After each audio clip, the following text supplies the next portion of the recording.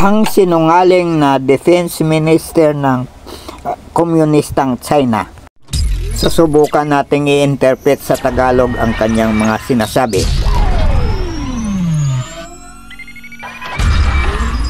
There are some countries that under the instigation of external forces, ang Pilipinas nagpapadikta sa US, severely damaging regional security and stability. Grabing sumisira sa seguridad at katatagan ng rehiyong ASEAN.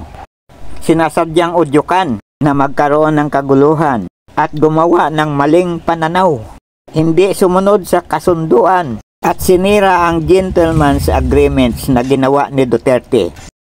Nililigaw ang publiko.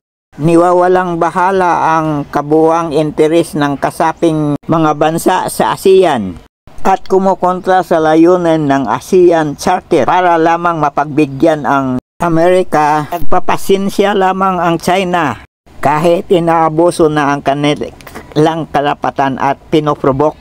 Klarong-klaro alam ng buong mundo, pero may hangganan ito. Dahil ang kumakalaban sa China ay susunugin namin.